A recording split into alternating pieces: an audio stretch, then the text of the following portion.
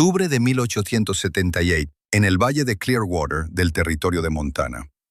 La nevada inicial ya había cubierto ligeramente los picos imponentes, presentando un marcado contraste blanco con el azul profundo de los cielos otoñales. Dentro del valle, la atmósfera era fresca, llevando los aromas distintivos de pino y heno secándose.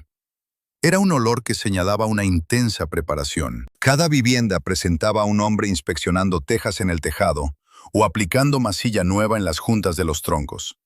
Todos los hombres, es decir, excepto Carl Vogel. Él estaba ocupado cortando leña, sus golpes de hacha resonando con una cadencia constante y tranquila. Las paredes de su cabaña, sin embargo, estaban siendo atendidas por su esposa, Annalise. Lo que ella hacía no tenía precedentes. En lugar de sellar el exterior, estaba aplicando yeso en el interior. Usando una mezcla que se parecía poco más que a barro oscuro y grueso, trabajaba bajo la iluminación de una linterna solitaria. Él la extendía meticulosamente la peculiar mezcla sobre los troncos de pino sin refinar. Esto no era simplemente una mezcla de arcilla y arena. Incorporados a ella había cubos de ceniza de madera gris fina, recolectada de cada hogar de la comunidad. También estaba presente crin de caballo gruesa, que le daba una consistencia fibrosa y filamentosa a la pasta. Ewan MacLeod, un constructor responsable de más de 30 estructuras en la región, con las manos marcadas por astillas y callos, se detuvo a su regreso del puesto comercial. Se apoyó contra la valla incompleta, su rostro contorsionado por la perplejidad y un sentimiento de afrenta profesional. Él gritó: «¡Annalise!». Su voz llevaba el tono profundo y seguro de un escocés. «¿Qué demonios le estás haciendo a esa cabaña? Una pared de troncos requiere ventilación. Si la sellas como una cripta, el duramen se pudrirá para la primavera». Annalise continuó su tarea sin interrupción. Simplemente presionó una llana cargada con el compuesto oscuro en una grieta, sus acciones suaves y expertas. Miró hacia atrás, su rostro manchado de gris. «No se pudrirá, Ewan», afirmó. Su voz, suave pero distinta por encima del golpe constante del hacha de su marido, declaró: «Respirará, pero no internamente». MacLeod respondió sacudiendo la cabeza, un profundo suspiro de compasión escapándosele. Él percibió a una mujer cometiendo un grave y equivocado error. Fue testigo de cómo una cabaña bien construida, un testimonio del arduo trabajo de Carl, estaba siendo comprometida por ideas peculiares y anticuadas. Sin embargo, Annalise Vogel no estaba construyendo una cámara funeraria. Estaba creando un recipiente aislado. Luego, cuando la monumental ventisca del 78 golpeó, un evento invernal destinado a ser recordado durante 100 años. La distinción entre ventilación interna y externa se manifestaría como una asombrosa variación de temperatura de 68 grados. Para descubrir técnicas de supervivencia fronterizas olvidadas y ser testigo de cómo la física básica podría determinar la supervivencia, suscríbete a nuestro canal. Cada semana revelamos un método perdido, demostrando que los enfoques tradicionales frecuentemente ofrecían las soluciones más inteligentes. La burla, sin embargo, comenzó a extenderse rápidamente. Annalise Vogel era considerada una forastera. Sus orígenes se encontraban en los densos y antiguos bosques del sur de Alemania. Sus prácticas divergían de las de la frontera americana, que priorizaba la rapidez, la utilidad y las técnicas establecidas. Su padre no era ni leñador ni carpintero. Era un Kagel-Offenbauer. Él era un maestro artesano de los hornos cerámicos sustanciales que almacenaban calor y que servían como el acogedor núcleo de los hogares rurales alemanes. Ella misma había sido criada no con un hacha, sino con una llana, dominando el intrincado arte de la arcilla, la arena y el fuego. Ella comprendía que el calor se comportaba como una entidad tímida, fácilmente perturbada y propensa a disiparse rápidamente. Su experiencia se originó en un entorno alternativo, donde el combustible era escaso y los inviernos eran prolongados y húmedos. Más allá del frío intenso, esta fusión de conocimientos, frecuentemente un catalizador para el progreso, fue percibida en el valle de Clearwater como una mera falta de comprensión.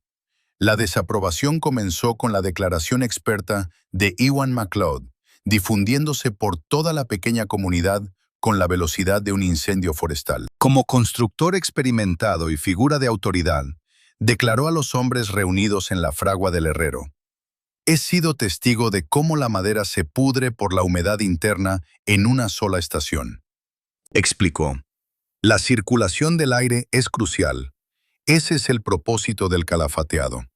Sella las aberturas principales mientras permite que la madera libere su humedad». Luego comparó su método con envolver a una persona húmeda en un hule. Estarán protegidos del viento, pero empapados en su propio sudor. Su razonamiento, arraigado en décadas de práctica de construcción convencional, era innegablemente sólido.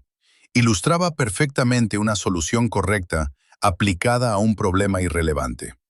Posteriormente surgió una figura de la comunidad: Silas Croft, un granjero cuyas opiniones superaban en número a sus propiedades.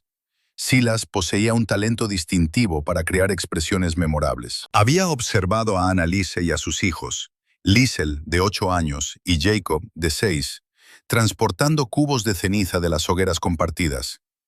«Mírenlos», había proclamado en voz alta en la tienda general, para diversión de todos los presentes. «Están construyendo una vivienda con meros restos». Le otorgó a su creación un apodo despectivo: el Palacio de Ceniza. El nombre se hizo permanente rápidamente. Su naturaleza despectiva era dura, retratando sus meticulosos esfuerzos como un capricho infantil, algo sórdido y rudimentario. La carga recayó más pesadamente sobre su marido. Carl era un hombre honorable, estimado por su destreza física y su habilidad con un hacha de desbastar. Él mismo había talado, moldeado y entallado cada tronco para su residencia. Las burlas de la comunidad hacia el proyecto de su esposa se sintieron como una afrenta personal a su propia artesanía. El crítico de la familia llegó en la persona de su propio cuñado, Thomas, quien había viajado desde el valle adyacente.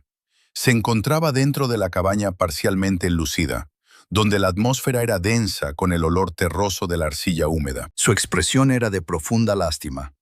«Annelise, Carl», pronunció, dirigiéndose a su cuñado más directamente que a su hermana. «La gente está chismorreando. Dicen que están construyendo una simple cueva». «No, una vivienda adecuada». Señaló la pared lisa y gris oscuro. «¿Saben a qué se parece esto?», preguntó. «Parece como si les faltara confianza en su propia artesanía. Carl, es como si los troncos no estuvieran bien unidos, y ahora se ven obligados a ocultarlos con barro». Esa noche, el impacto total de la crítica finalmente permeó la pequeña cabaña. Carl se sentó a la mesa, pasando una piedra de afilar húmeda por el filo de su hacha. El único sonido audible era el raspado metálico. «Tiene razón», concedió Carl, evitando su mirada. «Creen que mi ensamblaje es inadecuado». Annelise se acercó y suavemente colocó su mano sobre la de él. Sus manos estaban agrietadas y descoloridas por el revoque. «Tu ensamblaje es impecable», afirmó ella. «El problema radica en la madera misma, no en los troncos individuales, sino en el concepto inherente de usar troncos». Ella dudó, eligiendo cuidadosamente sus palabras. «En el taller de mi padre, el horno exigía perfección absoluta. Incluso una pequeña fisura permitiría que el calor escapara, arruinando así la cerámica. Él me inculcó que el verdadero adversario no es el frío, sino el aire circulante. Una casa plagada de grietas minúsculas e invisibles es similar a un horno incapaz de alcanzar su temperatura prevista». «No estamos ocultando tus esfuerzos, Carl. Los estamos salvaguardando». Su convicción era inquebrantable, como una fortaleza. Articuló principios de física utilizando el vocabulario práctico de un artesano hábil. Desvió su mirada de la expresión resuelta de ella hacia sus hijos dormidos, cuyos pechos subían y bajaban suavemente a la luz parpadeante de la lámpara. Dio un asentimiento brusco y único. «Completa las paredes», instruyó. «Les demostraremos que están equivocados». La última objeción oficial provino del señor Davis, el agente de tierras del ferrocarril. Él encarnaba las regulaciones institucionales. Apareció para una inspección estándar, llevando su libro de contabilidad y su instrumento de escritura. Entró en la cabaña y se detuvo abruptamente. Luego golpeó una de las paredes ahora endurecidas con una uña limpia. Produjo una resonancia firme, casi rocosa. «Señora Vogel», comenzó. Su tono era seco e inflexible. «El método de construcción prescrito para estas concesiones de tierras está explícitamente detallado. Construcción de troncos utilizando estopa y mortero de cal para el calafateado. Este revestimiento interno está ausente de cualquier manual que haya consultado». Registró una entrada en su libro de contabilidad. «No puedo otorgar la aprobación oficial. Esto constituye una técnica no verificada». Las implicaciones financieras eran ahora inequívocamente claras. Si la cabaña resultaba inadecuada, su derecho a las 160 acres estaría en riesgo. Habían invertido casi todos sus recursos en herramientas, un carro, un equipo de bueyes y la tarifa de adquisición de tierras. El costo del material del revoque era insignificante, obtenido de arcilla gratuita de la orilla del río. La ceniza se obtenía libremente de los desechos de su vecino. Sin embargo, las consecuencias del fracaso eran ahora absolutas. El ridículo había persistido durante un mes, y cualquier eventual reivindicación tendría que durar toda su vida. Annalise simplemente asintió al señor Davis. La temporada de invierno revelará qué decisiones fueron prudentes y cuáles fueron desacertadas, comentó. Esto no fue un acto de desafío, sino más bien una afirmación de la realidad. Aunque tenía fe en la arcilla, el viento era otra cuestión completamente distinta. Donde otros percibían solo barro y ceniza, Annelise reconocía una sustancia compuesta avanzada, una barrera impermeable. Su propósito era contrarrestar la principal forma en que escapaba el calor. Dentro de una cabaña de troncos, el problema no era la transferencia de calor a través de la madera sólida de casi un pie de grosor, sino la penetración del aire. La dificultad real residía en la convección. El frío no permeaba las paredes. En cambio, entraba a través de innumerables aberturas diminutas, imperceptibles, fisuras y pequeños agujeros. Su método era minucioso, una habilidad que había adquirido observando a su padre. El paso inicial implicaba la arcilla. Era selectiva con su barro. Ella y los niños lo extraían de una curva particular del río Clearwater, donde el agua fluía suavemente, asegurándose de que el sedimento estuviera libre de rocas y partículas finas. Su objetivo era encontrar arcilla muy maleable, adecuada para formar una pasta uniforme y que mostrara una contracción mínima al secarse. La arcilla se evaluaba dándole forma de hebras delgadas. Su calidad se confirmaba si podía curvarse en un pequeño anillo sin desarrollar fisuras. Aproximadamente 800 libras de este material fueron transportadas a la cabaña usando cubos de madera. El componente siguiente era el agregado, arena fina de la orilla del río, filtrada a través de una tela gruesa, destinada a dar cuerpo al revoque e inhibir que la arcilla se fracturara durante su proceso de fraguado. Aunque este método era convencional, el elemento verdaderamente innovador era la ceniza, que servía para un propósito mucho más allá del simple volumen. De la experiencia de su padre en la construcción de hornos, Annelise comprendió que la ceniza de madera finamente molida, combinada con arcilla y agua, inicia una transformación química gradual. Este es un proceso puzolánico que refleja el concepto fundamental del hormigón romano. La sílice y la alúmina presentes en la ceniza interactúan con el hidróxido de calcio de la arcilla, creando compuestos robustos y cementosos. Esto hizo que el revoque fuera más resistente, duradero y más impermeable al agua. Pero su característica primordial era la dimensión de sus partículas. Pequeñas partículas de ceniza ocupaban los espacios entre los granos más grandes de arcilla y arena. Esto resultó en una sustancia con una penetración de aire excepcionalmente baja. Representaba un precursor del siglo XIX de los métodos contemporáneos de sellado hermético. El último componente era el aglutinante, crin de caballo. Obtenidos del herrero local, estos largos y robustos pelos funcionaban como un refuerzo fibroso natural, confiriendo resistencia a la tracción al revoque. Esto cumplía un propósito similar al de las barras de refuerzo en el hormigón contemporáneo, evitando grietas si los troncos de la cabaña se asentaban o movían inevitablemente. Las proporciones eran exactas: 3 partes de arcilla, 2 de arena y 1 de ceniza tamizada, junto con una cantidad generosa y separada a mano de crin de caballo. Combinó estos ingredientes en una gran palangana de madera con agua, obteniendo una pasta densa y uniforme. La aplicación resultó ser la etapa más desafiante. Las superficies internas de los troncos eran ásperas e irregulares. Inicialmente presionó una capa sustancial en los espacios más anchos entre las maderas, estableciendo una base firme e ininterrumpida. Después de esto, aplicó la capa principal. Esta capa medía aproximadamente 1 pulgada de grosor, cubriendo todas las superficies desde el suelo hasta el techo. Su llana se deslizaba con una elegancia innata, transformando la sustancia gris oscuro en una cubierta lisa y unificada que envolvía cada tronco, cada conexión y todos los posibles puntos de fuga. Vista desde dentro, la cabaña ya no parecía una estructura construida con troncos.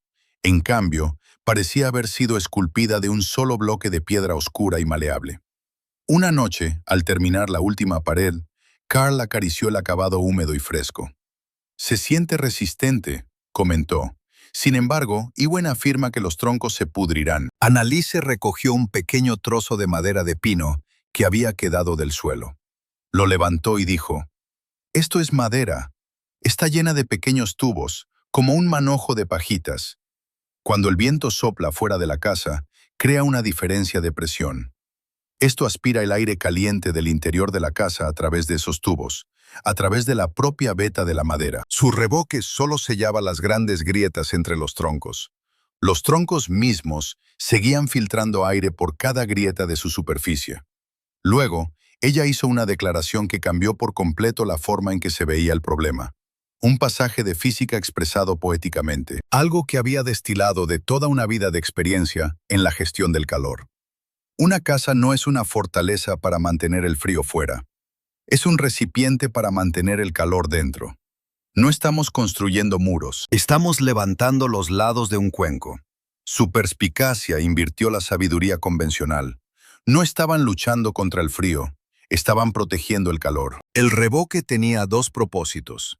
Primero, su hermeticidad detuvo el ciclo de convección de la infiltración de aire, que era la principal causa de pérdida de calor. Segundo, al estar en el interior, permitió que las grandes y gruesas paredes de troncos actuaran como un acumulador de calor. El calor del fuego calentaría el revoque. Luego, el calor se filtraría lentamente en los 30 centímetros de pino macizo que había detrás. Los troncos se convertirían en un enorme depósito de calor, protegidos del viento exterior por su masa, y de la pérdida de calor interior por la membrana hermética de Annelise. La casa no solo retendría el calor, sino que lo almacenaría. El revoque tardó 3 semanas en secarse por completo. La cabaña se llenó con el lento y terroso olor del secado. Annelise mantuvo un fuego pequeño y débil para controlar el proceso, permitiendo que la humedad escapara lentamente. Cuando llegó la primera helada fuerte de noviembre, las paredes eran de un gris pálido uniforme y duras al tacto. El aire interior se sentía diferente. El espacio permanecía completa y profundamente quieto. No había corrientes de aire en la nuca. No había puntos fríos cerca de las paredes. La quietud era más profunda. El mundo exterior más amortiguado. El cuenco estaba listo. Ahora solo tenían que esperar a que llegara el invierno para intentar vaciarlo. Quédate conmigo hasta el final, porque la cifra que salió de esta cabaña, la diferencia de temperatura entre el interior del Palacio de Ceniza y el frío mortal del exterior, cambiaría fundamentalmente la forma en que todo este valle construiría casas durante los próximos 50 años. El invierno de 1878 no llegó como una suave decadencia, sino como un asalto. Comenzó con una ventisca en la segunda semana de diciembre, que enterró el valle de Clearwater bajo 1,20 m de nieve, aislando cada granja. Pero la nieve fue solo el preludio. Después de que la tormenta pasó, el cielo se despejó a un azul brillante e implacable, y las temperaturas se desplomaron. Durante 7 días consecutivos, la temperatura nunca superó los 0 grados, ni siquiera bajo el sol del mediodía. Por la noche, las temperaturas bajaron hasta congelar la savia de los árboles, haciéndolos estallar con el sonido de disparos de rifle. El mercurio en el termómetro oficial del asentamiento alcanzó un mínimo de 32 grados bajo cero Fahrenheit. Esta fue la prueba definitiva. El frío no se preocupaba por la tradición o el ridículo, solo se preocupaba por la física. Dentro de la cabaña de los Vogel reinaba una extraña y maravillosa normalidad. Un pequeño fuego en la chimenea de piedra mantenía la única habitación a una temperatura cómoda y constante. Anneliese le estaba enseñando a Liesel a leer, ambas inclinadas sobre un libro en la pequeña mesa de madera. Jacob jugaba con su juego de animales de madera tallada en el suelo. Todos llevaban camisas de manga corta. El aire estaba tan quieto que la llama de su única vela apenas se movía. El calor no era una ráfaga intensa del fuego que se disipaba a 3 metros, sino un estado ambiental de la propia habitación. Las paredes de revoque gris irradiaban un calor suave y persistente, liberando la energía almacenada en los grandes troncos detrás de ellas. Carl había apilado una gran cantidad de leña afuera, pero la estaba usando a menos de la mitad de la velocidad que en inviernos más suaves. El recipiente retuvo su calor. Si encuentra esta historia de ingenio y el triunfo silencioso de desmentir a los escépticos convincente, por favor, considere hacer clic en el botón de me gusta. Esta acción nos permite difundir estas narrativas pasadas por alto más ampliamente. Una situación drásticamente diferente se desarrollaba en las otras viviendas. Incluso una suave brisa actuaba como un ladrón implacable, extrayendo calor a través de innumerables fisuras sin sellar. Un frío palpable impregnaba la residencia de Silas Croft. La familia, representando la lucha de la comunidad, se apiñaba alrededor de una chimenea encendida, envuelta en todas las mantas disponibles. En solo 5 días, habían consumido 1/3 de todo su suministro de leña para el invierno. El suelo estaba gélido, y un cubo de agua colocado junto a la pared tenía una capa sustancial de hielo. Las burlas de Silas se habían quedado atrapadas, sin pronunciar.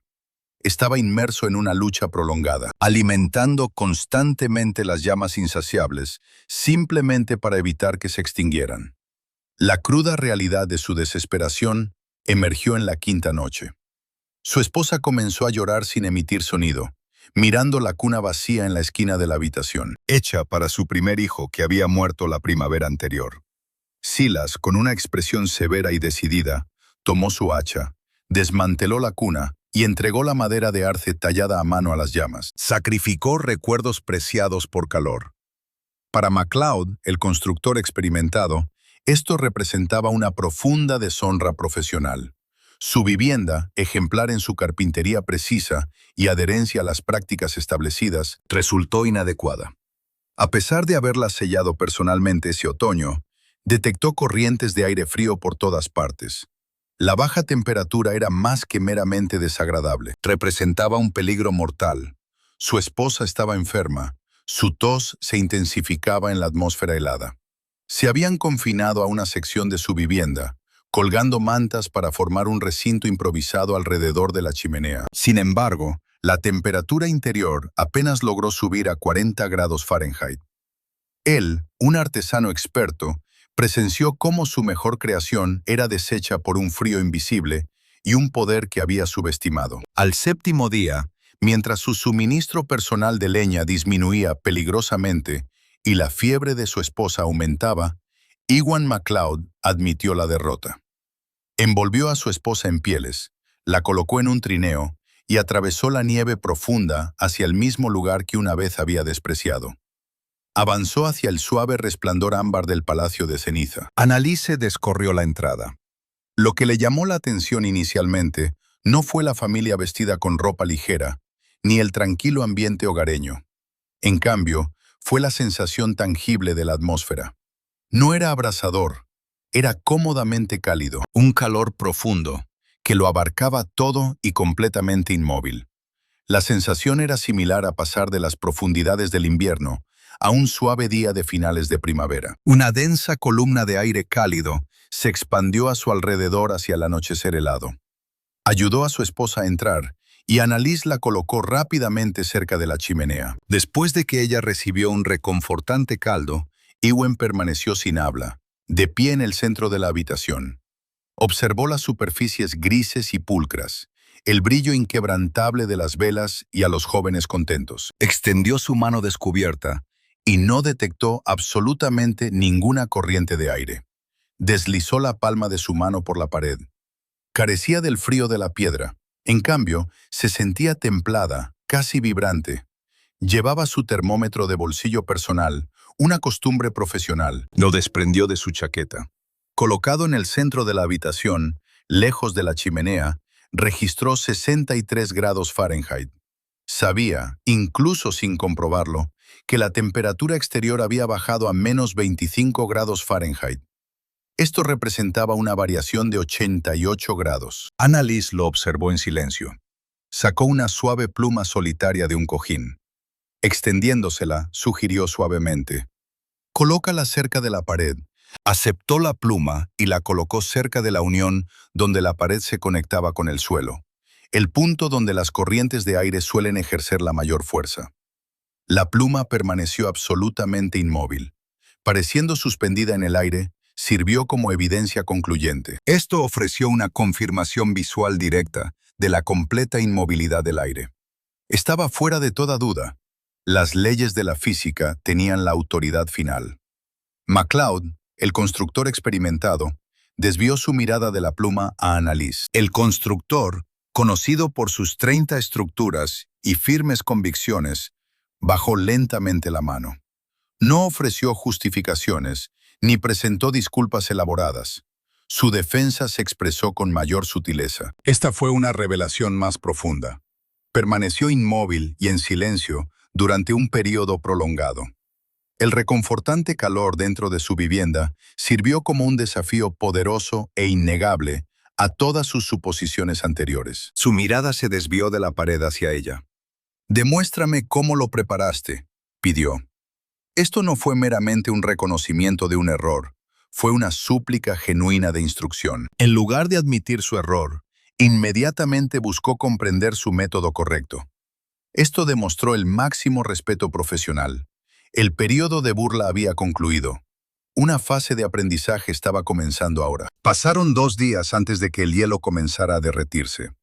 Sin embargo, el estado mental y emocional de los residentes del Valle de Clearwater había experimentado una transformación irreversible.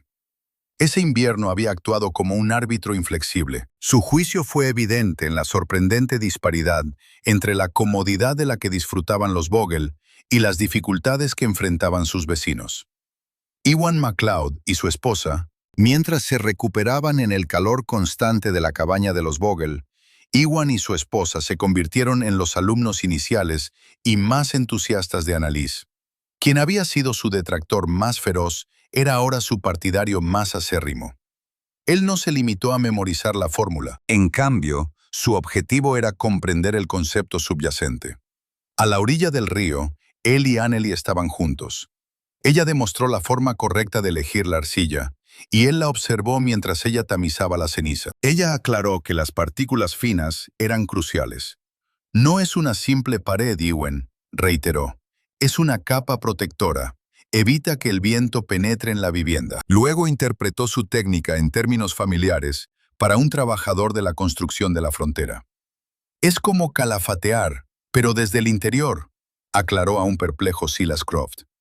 «Sella cada una de las aberturas en la madera». Durante esa primavera, una nueva empresa surgió en el valle.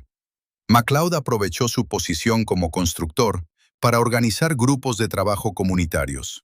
Su tarea no era construir nuevas viviendas, sino mejorar las existentes. El Palacio de Ceniza dejó de ser una etiqueta despectiva. El método pronto se conoció como el yeso Vogel o el sellado alemán. Las familias colaboraron, excavando arcilla, recolectando ceniza y aplicando el yeso a las paredes interiores de sus residencias. Annelise, con su enfoque tranquilo y sistemático, supervisó el proceso de mezcla, verificando la exactitud de las proporciones. Se abstuvo de jactarse. Ni una sola vez pronunció: «Te lo dije». Su justificación residía en el trabajo mismo, en la tranquila y creciente aceptación de su concepto. Para el otoño de 1879, 7 cabañas adicionales habían sido aisladas. Al año siguiente, casi todas las viviendas del valle presentaban una superficie interior lisa y gris. Los efectos fueron instantáneos y sorprendentes. El consumo de combustible en toda la comunidad disminuyó aproximadamente un 40%. Las viviendas resultaron ser no solo más acogedoras durante el invierno, sino también, sorprendentemente, más frescas en los meses de verano. La sustancial capacidad térmica de las maderas aisladas contrarrestó eficazmente el calor del día. Este avance se difundió sutilmente, impulsado por decisiones pragmáticas tomadas por individuos que habían sobrevivido a un invierno duro y reconocido una solución superior. La técnica se extendió rápidamente a los valles adyacentes. Fue transmitida verbalmente por parientes, como un primo o un cuñado, que habían visitado Clearwater y experimentado personalmente la mejora. La sencilla mezcla de arcilla, arena, ceniza y pelo, ideada por Anneliese Vogel, representaba un tipo de tecnología tradicional que precedió a la ciencia de la construcción contemporánea por casi 100 años. Hoy en día, los principios de una barrera de aire interna, masa térmica y la mitigación de la pérdida de calor por convección constituyen pilares fundamentales de las prácticas de construcción energéticamente eficientes. Desprovista de aparatos científicos o cálculos de flujo térmico, sus únicos bienes eran una comprensión innata e intuitiva de las sustancias y un profundo entendimiento de la esencia fundamental del calor. Él apercibió el desafío como una cuestión de física, más que de mera construcción. La historia del Palacio de Ceniza se convirtió en un mito regional, conmemorando a la humilde mujer inmigrante que mostró a todo un valle cómo lograr el confort. Liselle y Jacob, sus hijos, crecieron en un refugio, experimentando una comodidad infantil sin igual entre sus contemporáneos. Anneliese y Carl pasaron sus vidas en su granja, su existencia sirviendo como prueba de la fuerza que se encuentra al desafiar las normas establecidas. No percibieron un defecto en la habilidad constructiva de sus vecinos. En cambio, reconocieron una deficiencia en su comprensión de la dinámica invisible del aire y la energía térmica. Esta distinción no era menor, era fundamental. La frontera sirvió como un campo de pruebas riguroso e implacable. Eliminó sin piedad los enfoques ineficaces y favoreció generosamente los exitosos. El origen de una idea no tenía importancia. Su única medida era su capacidad para soportar la dura prueba de una noche a 30 grados bajo cero. El impacto duradero de Anneliese Vogel no fue documentado en textos ni grabado en monumentos. Más bien, se manifestó año tras año a través del sutil y persistente confort que se encontraba en las viviendas que la rodeaban por toda la frontera. Las pruebas más convincentes no se articularon verbalmente.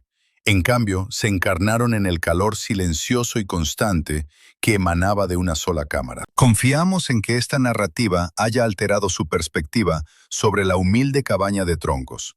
Si posee una historia de ingenio tradicional de su familia o localidad, le rogamos que la comparta en la sección de comentarios a continuación. Además, asegúrese de suscribirse para obtener más relatos de maravillas de la ingeniería pasadas por alto. Descargo de responsabilidad. Esta narrativa representa una recreación ficticia, inspirada en metodologías de construcción históricas. Los individuos y los sucesos particulares dentro de esta historia son productos de la imaginación, sirviendo a objetivos narrativos. Sin embargo, los conceptos científicos de sellado de aire y masa térmica son fácticamente precisos. Para cualquier proyecto de construcción, busque siempre la orientación de ingenieros cualificados y observe estrictamente las normativas de construcción contemporáneas.